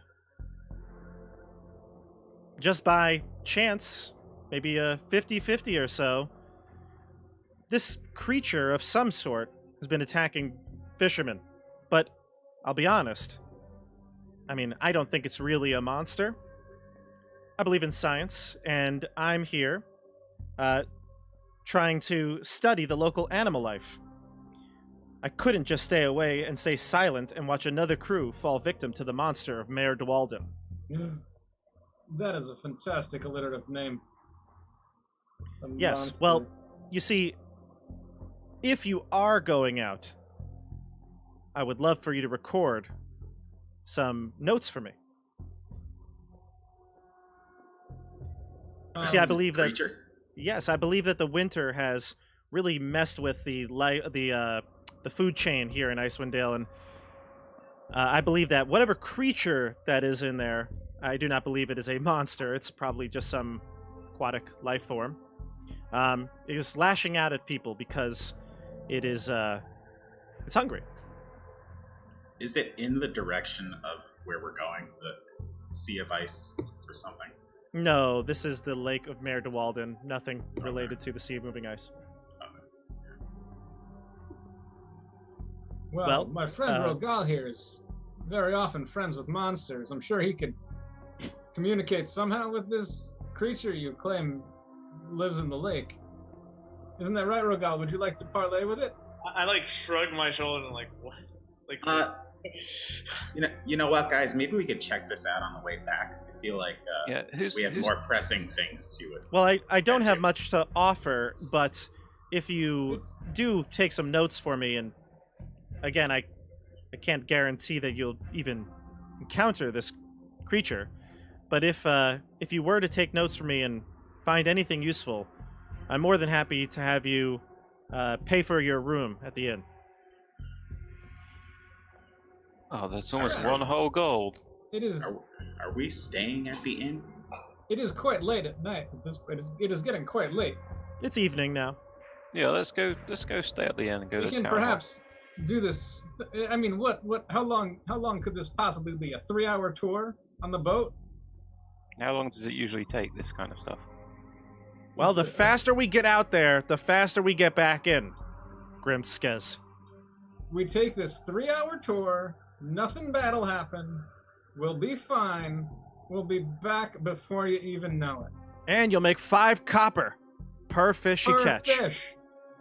I've been inching slowly away from these people this whole time. I'm now like 40 feet away. I'm also I call off. Are we really doing this? There's a monster on the lake. all right. I'm How can you not be wanting to investigate this? Grimskes, he says that, look, we're already behind schedule. A lot of the night fisher have already gone out there. There's a couple boats right now, There's already people catching out there. everything. They're gonna be terrorized by this monster. Rogal, how could you let people die on a boat again? I actually walk away. Luke, do not go with Rogal. Come, stay. Let us take a 3-hour tour on this boat. I wish I had the spell You. invisibility. The skipper. Actually, Marianne, the I professor. walk over to the fisherman, and I cast command, and I tell him to go away. Okay, what's the So you have to saving make throw a for that? wisdom save. Wisdom? Yeah. He fails. He fails. Yeah, no, I tell him to walk away. Okay, so he Don't says, say one word. Oh. you got it, and he starts to just walk away, leaving all his stuff, every boat completely set. Yeah. Walks All off right, the pier, let's go to the starts end. drowning. Now it's dark on the lake, but you do see, maybe like 2 little lanterns that are maybe 300, 400 feet away from you. There's little specks of light in the darkness. And, you're like, okay, let's head back. You hear... Wait, hold on really quick. This is really important with Rogal's, morals. So he'll parlay with a hag, but he will forcefully command a human to go A dwarf. somewhere against his will. That's a dwarf. Oh, a dwarf. Does- Yes. This is what Rogal will do. This is Rogal's inconsistent consistency. This is what Rogal does. I'm sorry, I had to bring that up.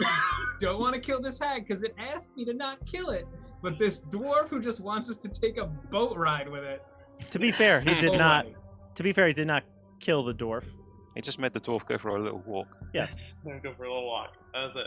He's harming him financially, but Yeah, he'll only starve to death. That's fine. so at that moment when you all decide, all right, let's just get out of here. Tally is We leaving. didn't all decide that. Okay, well, Edmund, you have not yet decided to leave, but you hear someone scream from the middle of the lake, "Help! Help! It's got us!" I run towards it. God damn it! I It's start in running the towards lake. it too. You're gonna. Dr- Run in the way. There was a boat perfectly ready. We could have gone. Alright, I go and get the dwarf who's still walking pretty slowly. Okay. The command skull's gone off by now. And we're like, we will go with you, old man, old dwarf. Let's go. Yeah, Alright. like. I'm gonna move you to the lake here. Okay. Edmund is just like. All right. So there's 2 boats that can hold 4 people each. So place yourselves in a boat. Can't see any the blue. boats. Oh, Yeah, I can- you have to put your places in boats. characters in.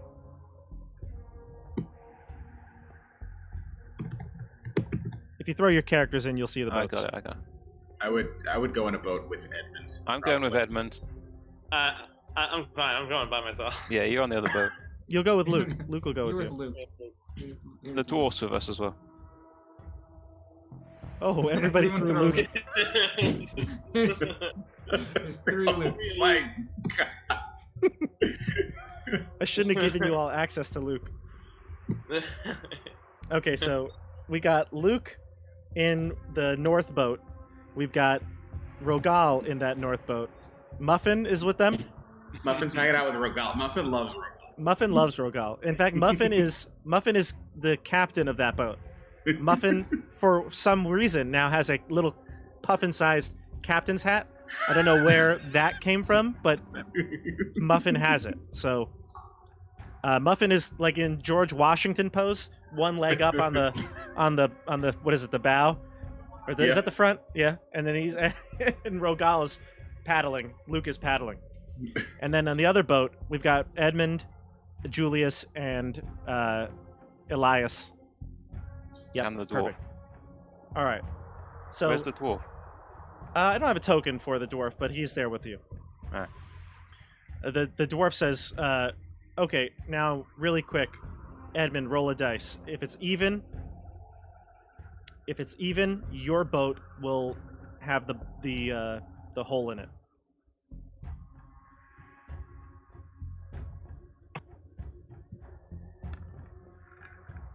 It's even. So your boat is the one with the chunk taken out of it.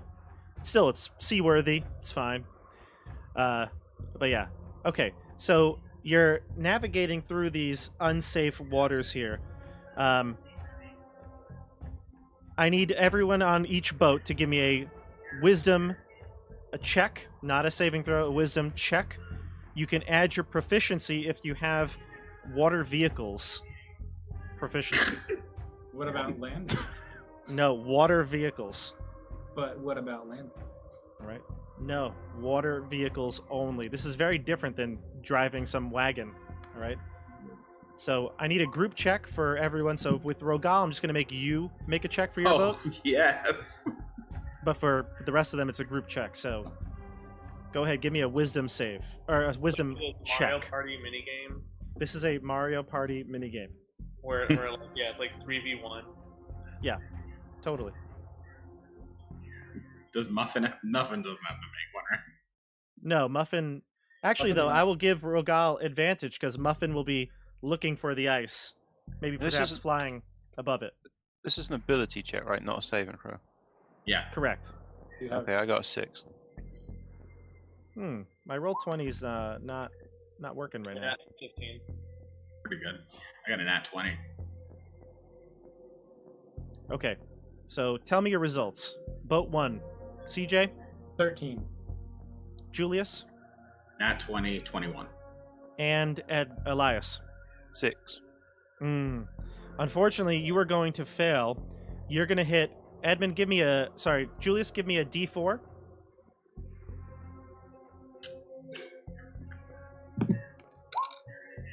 Okay, so you One. hit 2 ice flows, and Elias, you can give me the damage rolls here. 2d6 bludgeoning damage to your boat. Yeah, nice. 2. All right. Oof. So you One- take 2 bludgeoning one- damage. one. Rogal, what'd you get for get your me boat? to roll those. I rolled a 15. Okay, good. So you're able to navigate through the ice flows and not take any damage. So your boat has taken 2 already, and your boat is already weakened from the chunk missing. Okay. My boat? Nope, sorry. Elias's boat, he rolled the damage for it. Your boat took no damage. Okay, so you head into the water, and you do see 2 boats filled with people, and the water looks pretty rough by their boat. They both seem to be rocking heavily, but they're rowing as fast as they can. I And they're rode as rolling- fast as I can. Roll. They're rowing past you now. They're coming. They're kind of. You're going this way. They're about to pass you. They say, "Turn your boat around. Turn it now." I turn around. Is Why, that what? the monster? What's happened? Yes, it's attacking from underneath. It's trying to capsize the boat. Tremors on ice. Tremors on a lake. Tremors on. It's called Deep Blue. Everybody.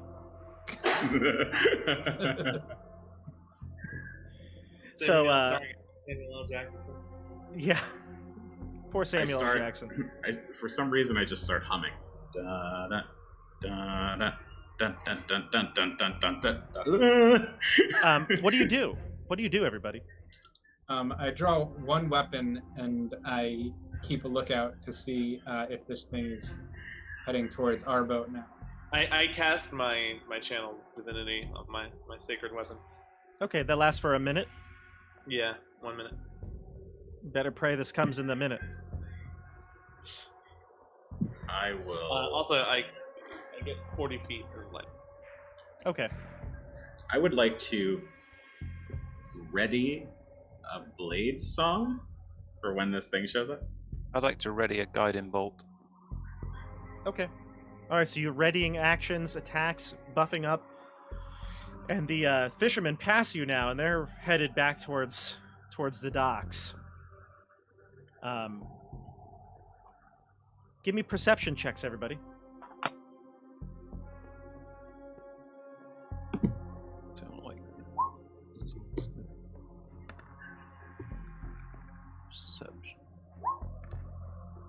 11. 11. 19 for Rogal. 11 for Edmund, 17 for Julius. Rogal, you light up your sword and you hold it out over the edge of your boat, and you kind of look towards the water. You turn to Luke, and you say something to him like, do you see anything? And you turn, as you're turning, you feel like you see a fin come up out of the water and then go back down, and you have to double take, but you saw something maybe about 20 or 30 feet out from your boat. About here, north of your boat. Yeah, I tell Luke, row fast. And, To turn around? I also, what? To turn around? Yeah. Okay. All right, so you start rowing, and you give me a D. Can I make an athletics check to row fast? No need to. Can you give me a D6? Sure.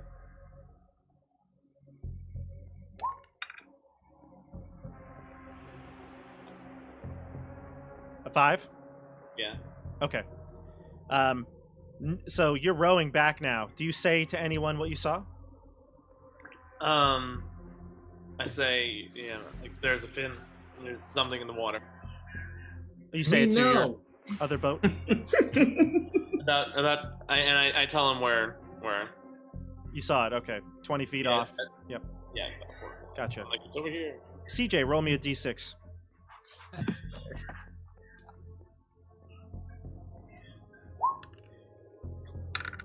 Two. Okay. You look out, CJ, but it's dark, and you know the water is you really don't see much. Completely black underneath, but you feel something. Something rams into your boat from underneath. Everyone on top needs to give me a dexterity saving throw.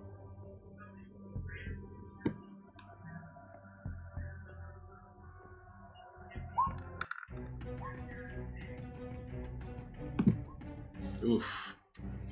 Oof, 6 for Julius. Oof. Julius! What, Oh, you no. crit me, I'm dead? Elias an 11 and Edmund a 23. Okay, so fortunately, everyone, you're able to succeed in not having the boat topple over. But Julius, you are thrown from the boat. You fall into the frigid, icy water below. All right, so Julius is knocked overboard. Group, what do you do? I turn to Elias and I hold out my dagger and I say, "Quickly, make it glow!" I will make it glow. I'll cast a light on it. And I want to throw it into the lake to try and illuminate. At least, like, it's not going to float, but it'll at least like illuminate some of the area for a moment as it sinks. Yep, And I lose sure. another dagger. It's not one of the psychic daggers. It's a regular dagger. That's fine. It's a So, regular Julius, the amount of shock that comes over you as your body is now completely submerged in the water, it's not only is it frightening, but it's like paralyzing. You need to give me a Constitution saving throw. Okay. Would Blade Song have gone off? Yeah. Okay. I don't think that does anything. Can I row to Julius? Yeah, you can roll on your turn. Yep. 14. Okay, so you're able to withstand the your body does not succumb to the paralysis. You're able to swim and maneuver. So as you're under the water, you fell in maybe head first. You're kind of righting yourself, swimming back up to the top. You see a dagger head down, right at you. No, I'm just kidding. It's coming down. Make a dexterity saving throw. It's lit, and it maybe Edmund, if you put it Edmund, you put it down pommel first or something. But either way, it's sinking, right? It's sinking down, illuminating the water around you, and you see this creature. This is only best described, perhaps, as like some sort of Loch Ness monster-esque creature. I'm going to give you a picture of it. But what do you do when you see the creature swimming towards you?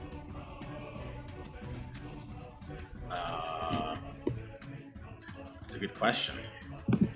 Can I strike at it? It's not close enough. Can I cast a spell at it? Yes. Okay. Oh dear. I'm gonna cast Shatter. Shatter. Gotcha. All right. That's a con saving throw? Yes. Okay. 15. All right. It's going to fail. 15 damage? No, it's a 15 save, and it's Oh, 11. yeah. It fails. It fails. It's 11 damage because Shatter always rolls low. Gotcha. So you hear this eruption underneath the water. Bubbles rise up for everyone that's on top of the water. That's what you see and hear. You And do I have divert the creature, though. The creature then turns away and swims like further down under the surface. Okay, I have 50 feet of movement. Is that enough for me to grab the dagger and swim up to the boat? You don't have 50 feet when you're swimming, though. So at 25. Yeah. Am I 25 feet under the water? No, you wouldn't be 25 feet under the water. No, I'd say you can grab the dagger Okay. and get back up. Yeah. Maybe not onto the boat, but grabbing the edge of the boat or something like that. I'm just reading what CJ wrote to us in the chat here. What is? It's from A Princess Bride. Oh, gotcha. I skimming this. I didn't know what you were saying. Oh. It's the shrieking eels from Princess Bride. Gotcha. All right, so you swim back up to the surface and you catch your breath. Group sees you. Rogal, you're spending your turn to. I'd also like to yell, "Pull me up!" Yeah. Rogal, you're Yeah. spending your turn to row your boat over, correct? Yeah. All right, so we'll say your boat is now like adjacent, and Julius is between both of you. Do you want to spend your action to grab him? Can I Yeah. do something? Like grab him. Okay. Andrew, go ahead. What do you want to do? I'm just gonna stand up, say, "Be calm, everyone," and cast Water Walk, which means everybody that I can see can now walk on water for an hour. Wow. Won't fall in. You had water walk I see. prepared? The Founder will protect us from the storm, and I step out onto the water. Like, I have proof of this because I called Andrew like 2 hours ago and asked him what 3rd level spells he took, and he said water walk. Wow. Oh my god. Alright, I Wow. jump out of the boat and I pick him. let's hunt I some walk over beasts. here. Like, get up, what are you doing? Stand up, goddammit. Help, I'm drowning. All right. So we're gonna go to a new round of combat here. Roll a dice. Roll a dice for me, CJ. Initiative. D20. 10. 10. Gotcha. Okay. All right, so I got an 11, so I'm gonna go first here. Joey, roll me a D6. Actually, sorry, D4. D4, not a D6. All right, I'll count it. All right, whatever. There. Roll me a 3. Yeah. Okay. Let's see. All right, so Joey, you're walking on the water here. Edmund, the creature sticks its long neck out of the water and now is like hovering above you on your boat, and it's going to try to bite you. Armor class? 16. All right, you're going to get hit. And you are going to take a total of 16 damage from this I bite. would like to use my reaction for Uncanny Dodge Ooh, look at you guys. and half that damage. Okay, so 8 damage to you, and it's going to spend the rest of its turn to plop back into the water. Can we see it? It does not provoke an attack of opportunity because it does have reach. Okay. Can we see You it? see it come up, but then when it goes back under the water, it's kind of hard to see. The water really obscures it. Although I'll let you take a perception check if you'd like. I'll take All of us for free. Anyone that would like to on their turn can take one. So Elias, go ahead. Oh, I didn't. I didn't realize that was going to be on my turn. That's fine. You all can go at any order at this point. Oh. Well, I got a 6. I have disadvantage anyway, so I have to roll again. But True. 6 is- Not going to matter. Don't even worry about Yeah. it. You don't see where it swam, but you are walking on the water. You can get a good look now, like underneath boats and stuff like that. All right. So let's go Right. with well, your turn. You have any other things to do? Oh. Prep fairy fire for when it comes out, so I can illuminate it. Good when it idea. comes out. Okay. Are you do you need to concentrate on water walk? He does. No, it's not a concentration spell. Are you sure? Mhm. Really? Okay. Well, then that's that. Who's up next? It's the best spell that I've never seen used before. This is such a perfect time for him to have this prepared. Yeah, actually, though. Alright, can I take a perception? Like, can I? I mean, I will. Yeah. So 9. You can't see the creature either.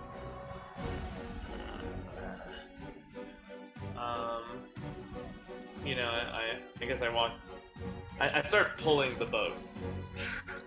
Okay. Sure. So So Luke is rowing, and then all of a sudden he's lifted, and he's not rowing in the water anymore. And he looks at you, and he's like, "How are you doing that?" You like I don't know. The power of Lathander compels you. Yeah. Wait, can Luke do it too?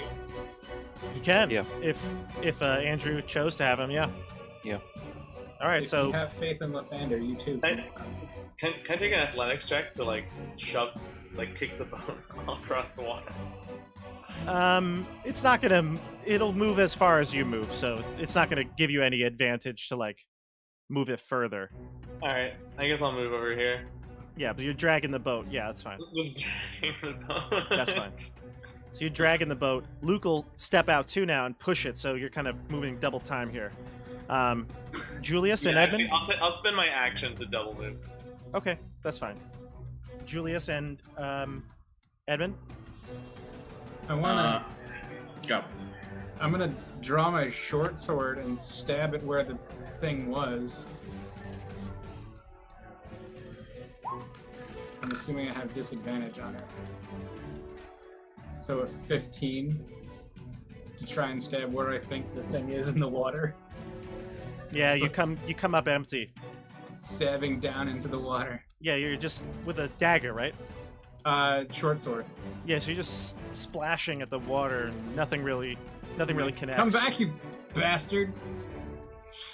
You're gonna say something else. You're gonna say the other B word. Right? Give me another perception check. Perception check? Yeah, give me a perception check. Okay, all right. So you look for it, but you don't see anything. We go to Julius. All right, I rise up to the top of the water, and with Blade Song going, I just start gliding around. I got 50 feet of movement. I'm like Brian Boitano on ice, looking for this thing, going around on the water.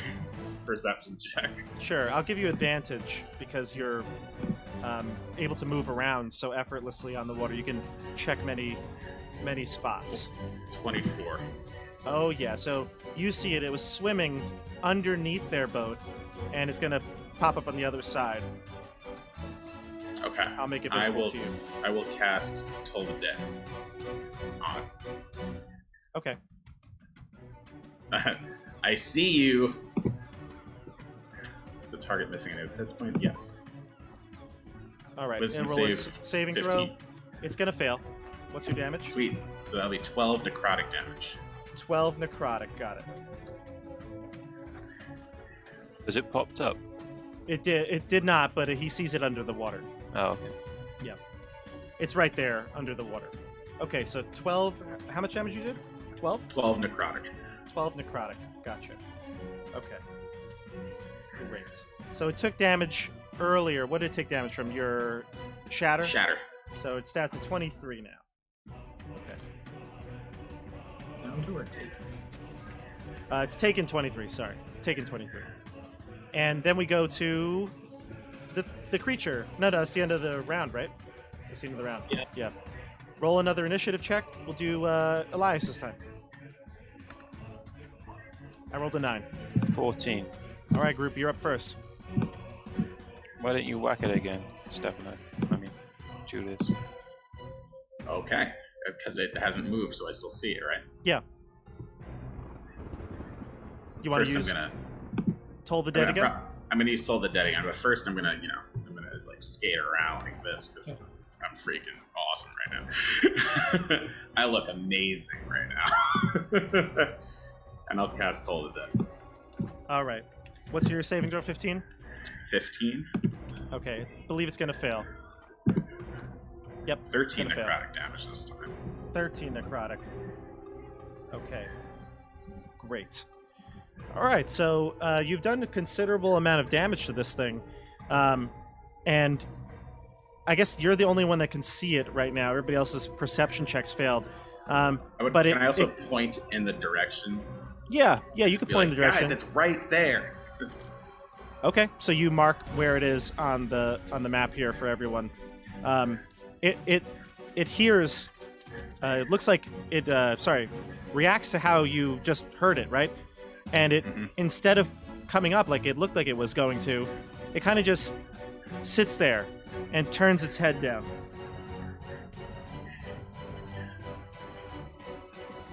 Oh. That's it. That's it. It spends its turn just kind of staying there motionless, looking down, moving its head down. Somebody else Guys, is up. It looks Yeah. sad. Can anyone speak with animals? Just leave it alone. I like yell I to run over. so Edmund, that's your turn. Elias, Rogal. Rogal dashed over to us to protect the monster again. I'll try and speak to it. What would it speak? No, I did not dash over. Don't move my guy. Oh, I moved you. Sorry, thought you said you I dashed. thought you over said here. I run over. You just said I run over there. No, I said I motioned you guys to come over. Oh, to come to you. Yeah, I'm like, come on, just get out of here, hurry. Gotcha. What do you say, Elias? Water stuff weighs on. I guess I'll speak in common. What do I'll you say? Monster, why do you attack us?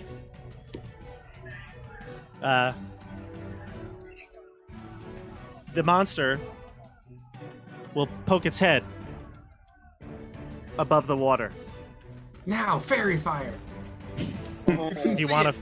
Do you want to fairy fire it? No, I That's want what to you say. said. You said you would fairy fire when you could see it. I want to say to everyone, stand down, everyone. I say, monster, what do you want?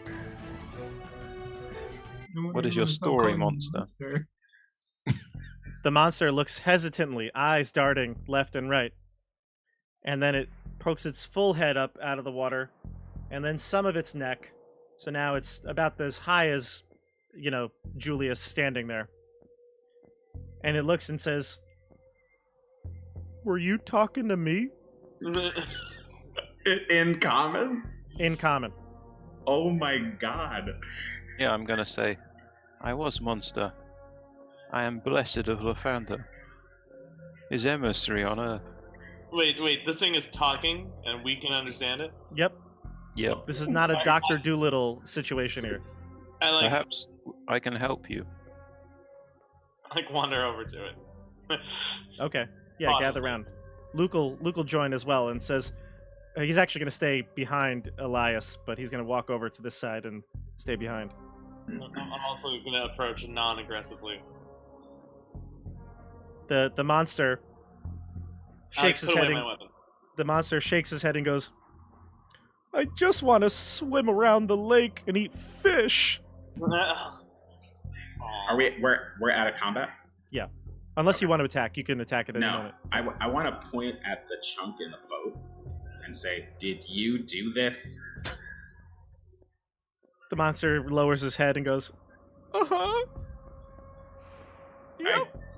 I wag my finger at him and say, "No. No."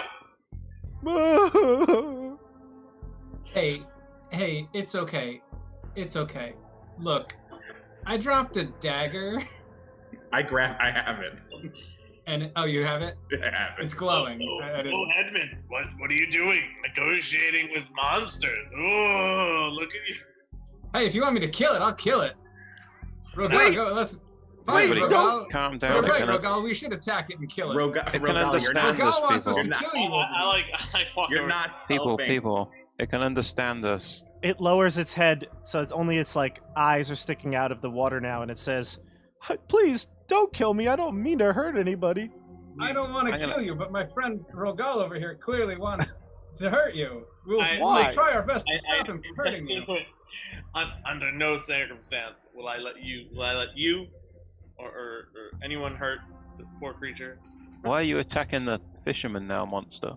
You must have been here a long time and Also, do you have a coexisted peacefully. He says, "I don't want to be a stupid beast again." What? Could you explain again? Well, you see, the human that gave me this gift told me that I had to attack boats. What did this human look like?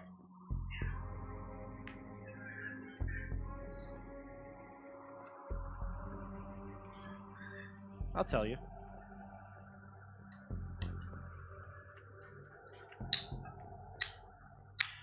The human had long hair. Looked about your size. My Is it- size? Mm-hmm. Did he look kind of cold looking? Was he like?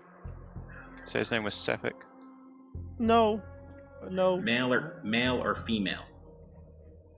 It was a woman named Ravison.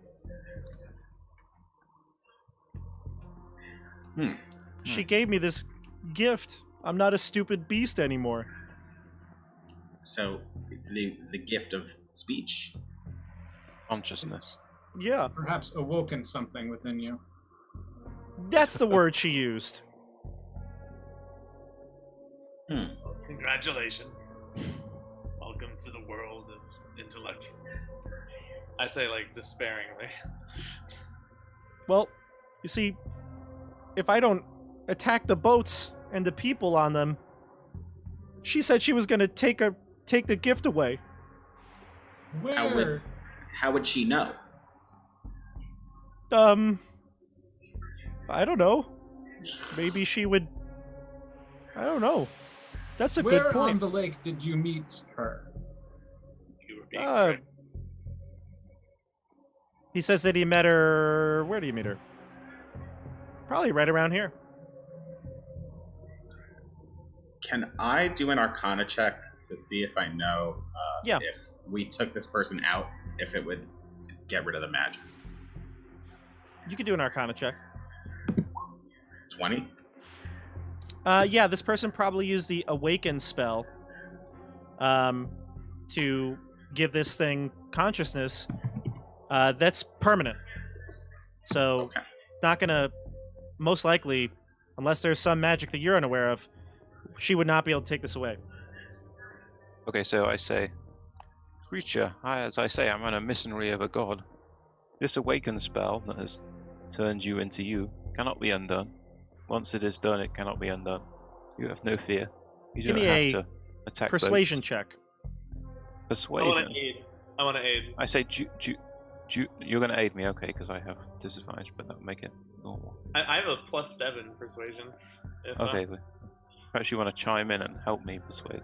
I'm gonna be like, yeah, no, trust me. If this man is telling you that he can't be Oh, taken. I got 19 anyway. And as they all say that, then I tell them, "Oh, this creature is under the effect of an awaken spell," because they didn't know. They didn't know. Right. You already said that. He didn't say it aloud, but yes. So yeah. So Elias rolled a 19 for his persuasion. Rogal chimed in as well as Julius to give you that advantage, and that gave you the result of a 19. So the creature says, "Are you sure? Because I don't want to be a stupid beast again." I have a proposition for you. What's that? Well, you can't eat all of the fish around here because these dwarves over here need to eat some of this fish. But if you there's- travel with us, you'll be able to have as many fish as you want. How are we gonna- Over What? land. Can he not go around on land? It's a Land? fish. I live in the water, but I'll follow you. Is it possible for? Yeah, I totally want this guy on our side forever. I'll follow you. I think that's a great idea. What was the name of the person that awakened you again? Her name was Ravison. Rabison. Do you know where Can- Ravison is right now? Can I eat that? And he points to Muffin with his fin. Yeah. No, sure. Muffin's my best friend. You can't do that. Oh. You're my second best friend though. Am I? Absolutely. That's nice. I never had a best friend. Aw. Well, you still don't. You just have a second best friend. Oh. Oh. It's okay. That's like way better. Well, are you sure that I'm not going to lose my gift? Am I? Yeah. Yeah. You're sure. 100%. Oh, what a relief. So I don't have to attack any more fishermen or sink these boats? Nope. Nope. No. Oh, that's wonderful. have Now a I can just question. relax. How big is this thing? It's pretty large. It's technically a large creature. Is there a route for this thing to swim us to the Sea of Moving Ice? No, they don't connect. Mm-mm. Darn it. I really want to ride this thing all over Icewind Dale. Well, I appreciate you trying to help me, but there's plenty of fish down here. You can tell all the fishermen that there's a lot of fish to share. Cool. It's You great. think, any chance you would eat some yourself and help him, give him some as well? Oh, give me a persuasion check. Not very good. 18. I'm rolling like fire tonight. He says, "I'll be right back," and he dives down, making a splash, and then he comes back up like a minute later, and he's got like just tons of fish that he like vomits into your boat. Oh, 5 copper apiece. Yeah. How much? I look at the dwarf and I say, "How much per fish did you say?" Roll me a d10, CJ.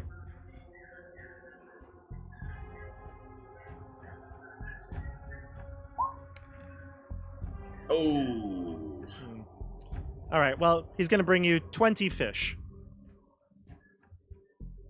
Well, I'm going to say, well, goodbye, beast, monster. So And we now get one. a final gold. sign from Hey, what- Lathander. Wait, hey, what's your name, buddy? It doesn't have a name. My name is Lapras. Just Wow. That's a name. That is not his name. That's a I Pokemon. I pull out Yeah. I pull out a spherical ball and I say, "Lapras, come!" No, he says, a name? I don't have one of those. What's a name? It's what people call you. I'm Julius. Oh. What could my name be? Lapras. I don't name know. you Lapras. I And like will- Julius, though. Can I be named Julius, too? What about Julio? You Hey, could be called Julio. That's Actually, cooler. we could call you Ooh. Julio. Julio, yeah. I like that name. I'll be Julio. Cool. Julio. Oh yeah, What? Julio. Oh, is that a second name? That's like a nickname. It's a compliment. Oh. Like, we think you're awesome. We think you're great. Oh. So we're like, that Julio, he is Julio. Oh, okay. Well, Yeah. my name is Julio. No. Your name is Julio. Are you gonna? So you're gonna be nice to these guys now, right? These the Yeah, I- villagers around here. I never want to hurt anybody. I just want fish. And then I go up real close to Julio, and I say, "And if you ever hear any of them praying to Ori, you let me know." You got it. And he raises his fin to kind of salute, but it's much too far away from his head. So he just... You got it, Julius. I'm going to cast Healing Word on him and say, and now a final blessing from Lathander, who is going to put his blessing on you. And that gives him some stuff back. Okay, yeah, because you did 36 hit Mhm. points to him. Yeah. Oh god. So that gets 8. He gets 8 hit points back. Okay. Oh, thank you. I feel so much better. You guys are the best. No, Julio, you're the best. You're the best, Kula. You're the best. Alright, let's go before this spell runs out and we all fall into the water. Hey, listen, we gotta go somewhere, but when we come back, we're gonna come say hi, okay? Oh, I would love that. If you want, just splash twice and I'll know it's you.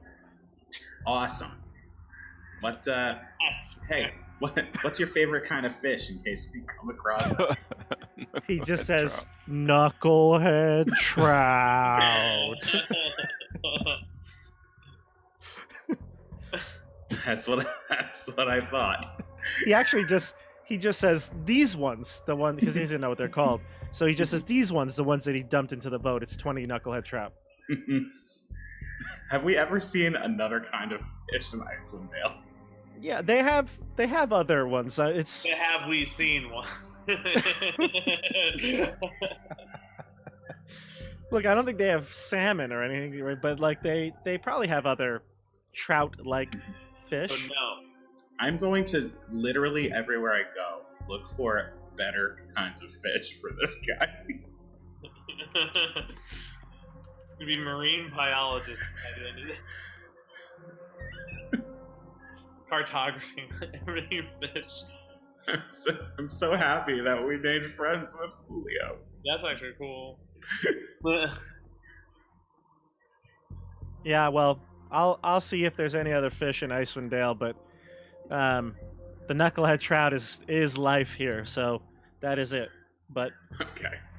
the yeah, so you guys are gonna leave the lake monster now. Julio. His name You're is leave- Julio. You're gonna leave Yeah. Julio.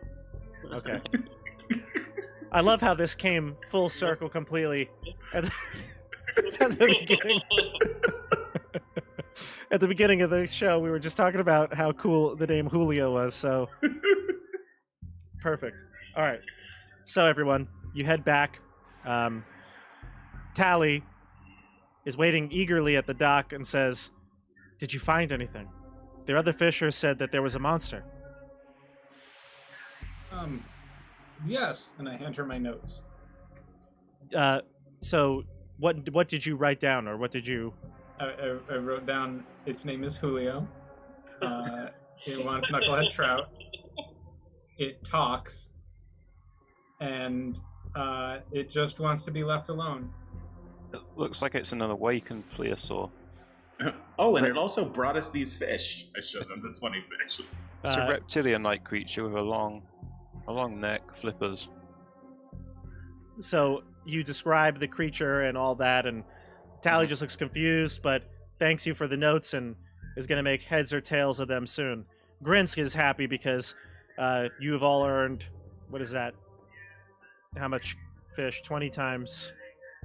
I think 100 copper is like 1 gold. Copper is 1 gold. Yeah. That's 50. That's 1 gold. Great. No, less than 1 gold. No. 20 10 times. copper is 1 silver, 5, and right? 10 silver is 1. Oh, right. gold. 20 times 5. You got it. Yeah. So you earned a gold piece between the rest of you, so 2.5 Woo! silver. You each get 20 copper. There you go. Are You get there 20 any copper. kobolds around?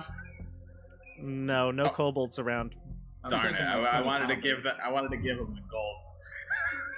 Could have given you know what? Go back out on the lake and give the sea monster the copper. Give it He'll to have a lot of Julio. use for it. Wow. Tell him, here's some copper. Use this to go buy food. So you head to the speaker's house. The speaker, Oh, that's when why you we get were there, here. yeah, we're just moving on here. When you get to the speaker's house, it's there are some militia there, and they will let you see the speaker, except they warn you that the speaker of Bremen, whose name is got a really actually fantastic name here. His name is Dorbalgruff Shalescar, a dwarf speaker. Unfortunately, age has addled his mind, and when you go to talk with him, he doesn't really have much to say. In fact, he's got a vacant-eyed stare, and he does hear you out and make some comments, but he doesn't seem like he's all there. So, seems like whatever letter you just gave him, it kind of is going to go over his head. I kind of walk out and I go, "How do you choose the speaker of your town?" One of the militia says that, well, he's been speaker for a long time. Last 2 months or so, though, he's had some issues with his memory. It's kind of really. Has he been near any dark crystal shards? No, but why do you say that? Oh, it's just we've encountered them before, and we've been told that they alter people's minds. You know who you need to talk to? One of the militia guards says, you need to speak to Cora. Yeah, down at Buried Treasures. You're probably staying there. It's the only inn in town. Cora, she's had some encounters with this material you're talking about. I think you should speak with her. Have you heard of anyone called Rabasin? Who? Rabasin? Radish? No. No. Have you ever heard of a radish?